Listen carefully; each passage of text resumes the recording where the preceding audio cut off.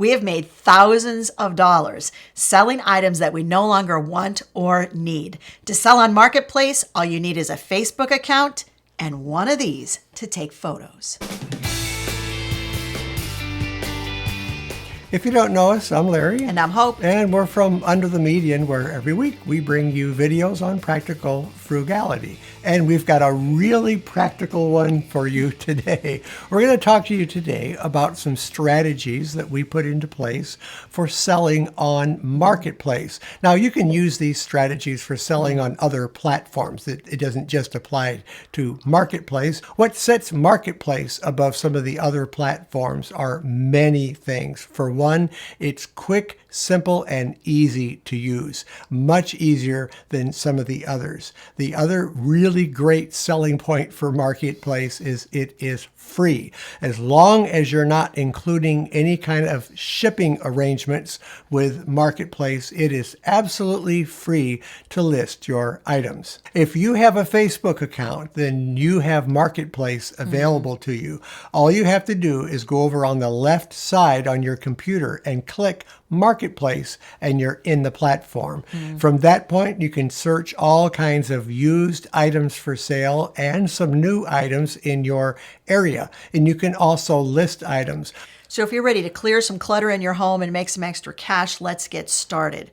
We'll run through the whole process step by step, showing you exactly what we do to show our items so that we get a lot of clicks and we sell items quickly and we're able to get top dollar. Well, I think the first step that you want to take is go through your house and identify some items that you no longer need. Take the very first item that you have and take a good look at it. What kind of condition is it in? Is it worth selling? Would you purchase the item if you saw it for sale? Is it all there? Is it complete? Does it still work? Is it clean? Does it have the box with it? Do you have all the materials that came with it? For instance, the owner's manual that tells all about how it works. All of these things add to the value of that product. If you don't have the original box, it's really honestly not a deal breaker. For instance, just this week, we got ready to resell something and Larry's like, do you have the box? I'm like, no, why did I get rid of the box? And he's like, really, it's not that big of a deal. I'm like, whoo, thank goodness. So if you have the original box, what are you going to do? You're going to take it out of the box, you're going to take some photos, and you're going to put it back in the box. Well, when somebody comes to look at it, guess what they're going to do? They're going to take it out of the box. So not having the original box is really honestly not that big of a deal breaker. What's more important is that the item, if it's been dusty or it's been in a garage or a basement, maybe it has a slight mildew smell from being in a basement, you want to make sure it's clean and it's attractive to the buyer. So the first step I always take is I look it over very carefully and I clean it all up, wipe it all down, and make sure that it's very presentable. The other thing that I'll do, if it's electronic or it plugs in and it performs a function, does it work? Check it out and make sure that your item is in good working order, particularly if it's like a kitchen appliance or something of that nature. People want to buy items that work. They don't want to get to your house and find out that the item you're selling just doesn't perform. When it comes to the owner's manual, now Larry mentioned this just a second ago when he was giving you a list of things to think about when you're considering whether you're going to sell an item or not. Once again, just like the box, the original box is not necessarily a deal breaker. It's nice to have.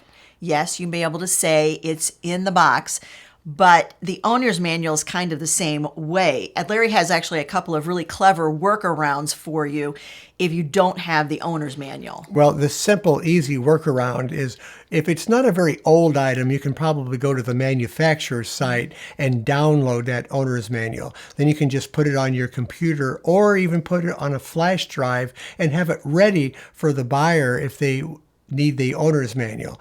Or you can just tell the buyer it's online and you can download it, and that will tell you all that you need to know. Now, once you determine that an item is worth selling, you're like, yep, I'm all in, we're going to sell this baby. Now, The question is how you determine what the value is and the price you're going to put on it. And you also, along with that, want to determine, is there a market and a demand for that item? So if you have an item and it's in high demand, then that might bring a little higher price. The more demand, the little higher price that you can put on the item. We actually have a really great story. It was in the middle of 2020, and they had stopped selling deep freezes. And we managed to get our hand on a new freezer. And it was a larger one. We'd been looking for a while. We got our hands on it, and we sold our old one, and it looked horrific. But Larry was able to sell it because he took really, really great photos. If you want to know our tips on photos, make sure you stick with us, because we're going to give you the lowdown on everything you can do to make your item very, very attractive to a potential buyer. And it all has to do with two things: description and photos. Now, the next thing that you want to do is determine the value of your item. And there's two easy ways to do that as well. You can go on Marketplace and look up and see what are other people selling the item for. I found out that you can go through on the left side, there are some options. One of them, it will say availability. Click on that, and when you go down, you'll see an item that says sold items, and there's a button that you can click. When you click that, it will show all the items that it would have sold for that particular thing that you're wanting to list. But if you go on eBay, there's a real accurate way to determine what that item is selling for. When you go to eBay, you'll see that search window at the very top. You put in your criteria, make, model, and then you hit search. But before you do that, look over to the right of that box, and you'll see a little word that says advanced. You click on that, then scroll down, and you'll see another button there, just like Marketplace. It'll say sold items. Click that button, put your item in the keyword search at the top, and then you'll find all of the sold items, and you will get the exact amount. There are two other really helpful places that you can go that will help you to determine the value of that item. And that is, if it's a fairly new item, go to the manufacturer website or go to Amazon. If it's being offered new on those sites, you can always say sells right now on Amazon, new for whatever. But that will also give you an idea of what the actual current retail value is of the item that you're trying to sell. With Marketplace or any other platform for selling, there's always quite a bit of competition. A lot of people are doing the very same thing that you're doing. So you want your item to stand out above the rest. And the three keys, and I've mentioned them already, but I'm going to kind of bring this home because these are the three most important, are the description, the price, and the photos. Photos can make or break the sale of an item. Good, clear photos show the buyer or the potential buyer exactly what it is that they might be purchasing. So let's talk about the title. What do you want in the title? Well, you want to tell what the item is. If it's a snowblower, put snowblower. Put the brand of it in, Toro. Put the model number of the item in there. So you want what the item is, the make, and the model. That's really all you need in that first field. If the item has never ever been used and never ever been taken out of the packaging, you can put NIB, capital N, capital I, capital B. That stands for new inbox. You've got your title for your item. Now it's time to write a description. It needs to be between 30 and 5,000 characters. They really give you a lot of space there to put in a very detailed description. And I think this is where a lot of people fall short when they're listing their products. I've noticed when I've searched through Marketplace, some people don't even put a description in. They just say, see the pictures. Well, even though a picture might be worth 1,000 words, it doesn't really tell you everything you might want to know about the product. So in the description, you want to write the description the way that they write a newspaper article. So the very first paragraph in a newspaper article basically has a summary of the story. And that's what you want in your first couple of sentences. You want a summary of your product. So you give them some basic details details. And then as you go on down, you unlock some more of those details so they know exactly what it is they're looking for. This will also save them from asking you a ton of questions about the product. When I'm posting a listing on Marketplace, I'll look it up online and get a real good idea of all the specs on the product, and I will include those in my description. Another tip that I learned when I worked in broadcasting is when you're finished writing your description, read it out loud. You'll be amazed at the number of problem areas you'll find in your own description when you read it out loud and you realize, oh, that reads really difficultly. And so you'll be able to fix those errors. Within the description, you want to include a little history of the product if you have a history with it. Let's say you've owned it for 25 years and it served you well and it's still working great. Those are all good things to have. Has it just sat on a shelf? Has it really not been used very much? That's very important. So if you have that kind of history on it, make sure you put that in there so they understand the total condition of the product. Whenever you are writing a description of the item you are selling, be honest. Is there a flaw? Is there a dent?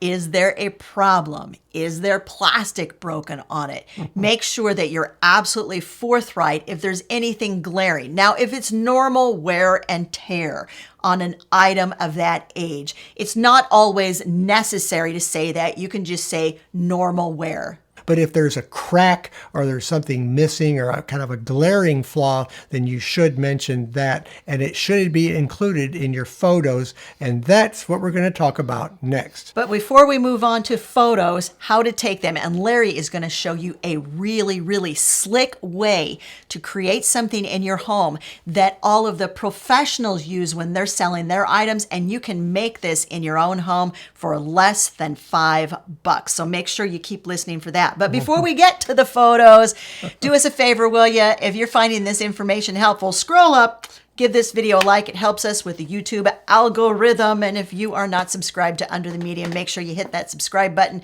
because we'd love to have you in the Under the Median family. This is a very important step in your listing because this shows the potential buyer what they're getting. With Marketplace, they allow you to put in 10 photographs. That's a lot of photographs. I don't always take 10. It depends on the item.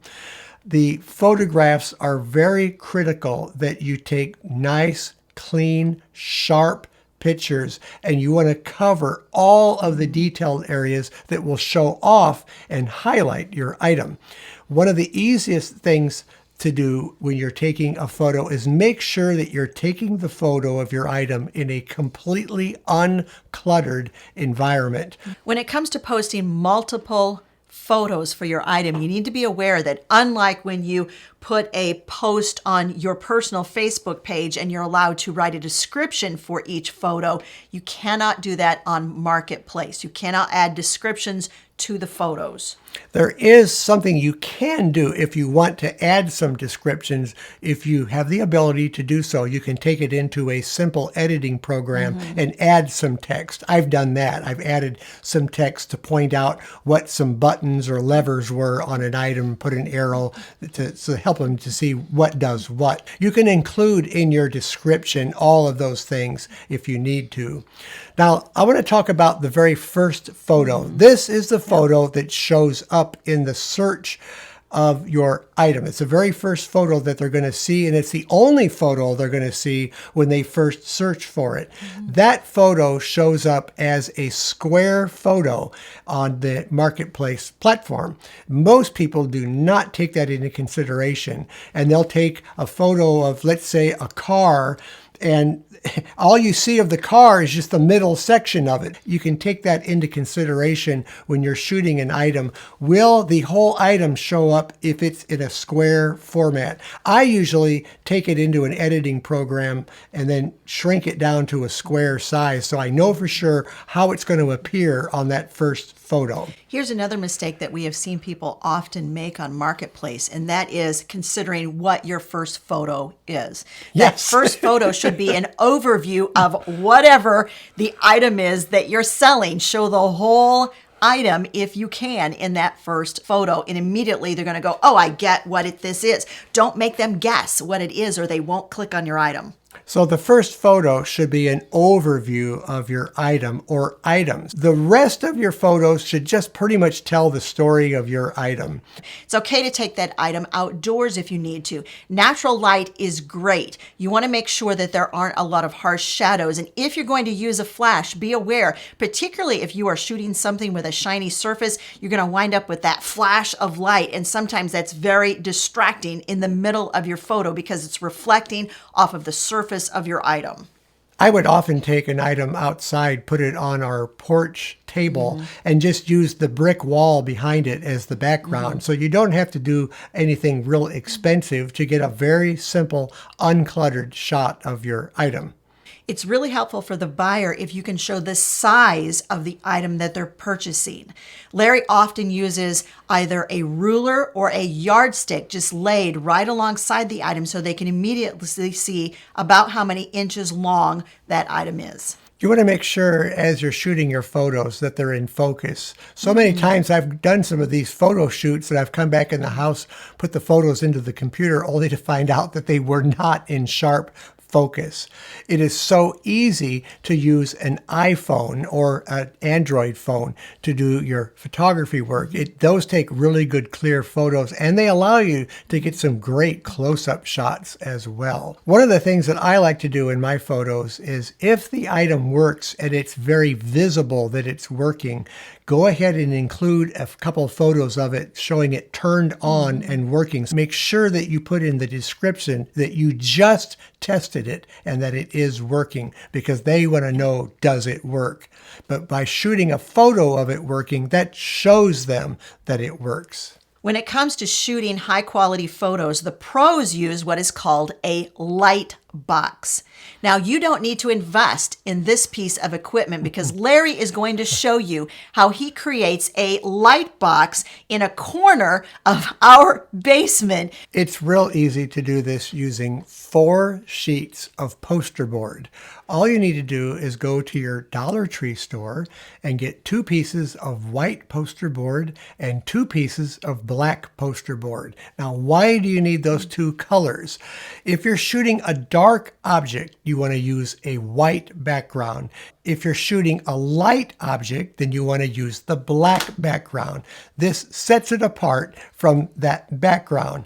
So the easiest thing to do, if you have a TV tray or a table, put it up against one of your walls. Put one of the poster boards on the table or the TV tray and put the second one on the back side. So you have one on the bottom and one on the back. And put your item in the center of that and shoot away. Once you have purchased your 4 pieces of poster board and created your light box, the other item that you need is light because you want to make sure that you are eliminating as many shadows as possible while you're taking those photos.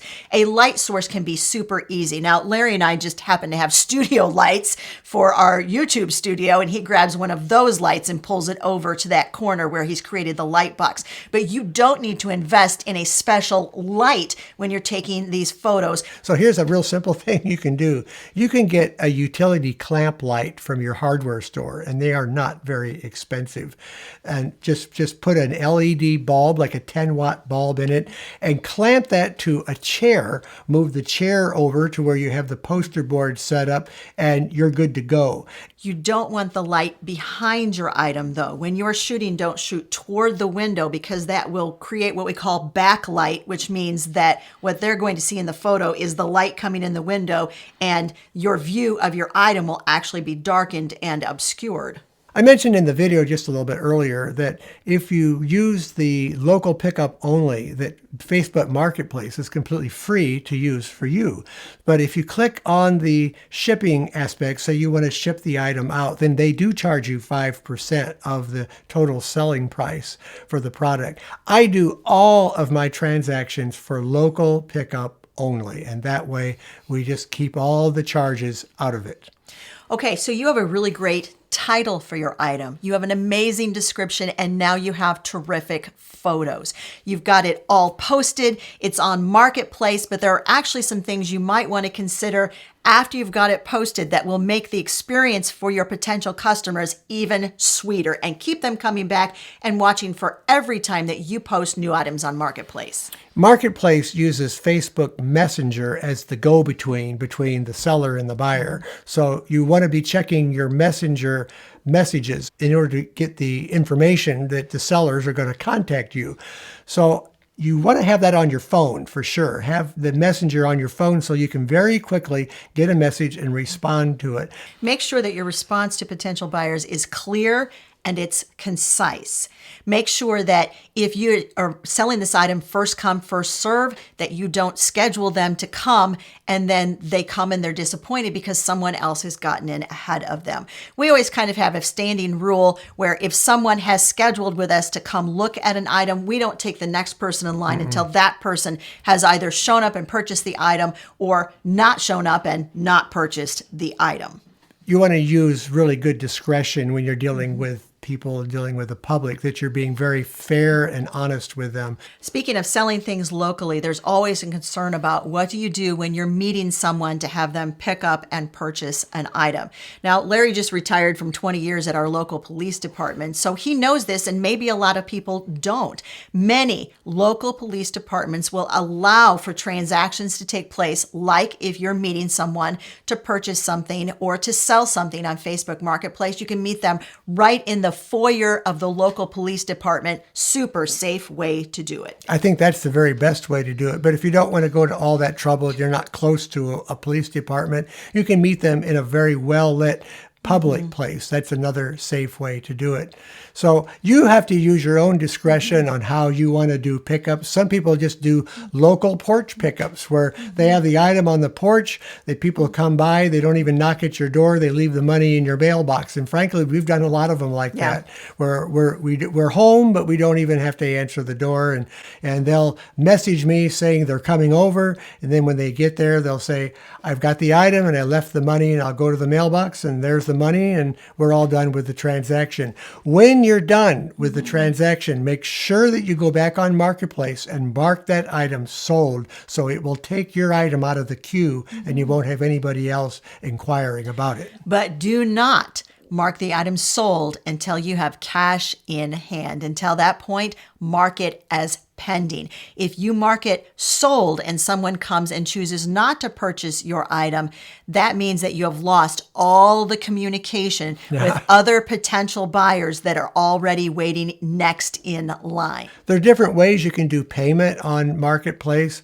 I keep it really simple, cash only. That just makes it very simple for everybody.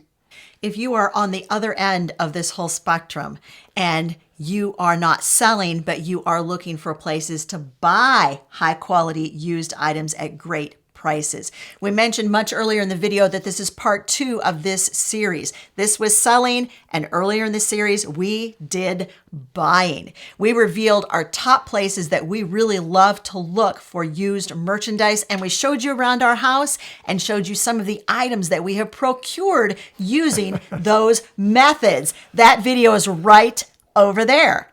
Or I can maybe take that since I haven't said anything. Go for it. Yeah. I'm not talking Hopi on this one. Okay. I'm You love that, don't you? I'm so excited. I never get to do that. Okay.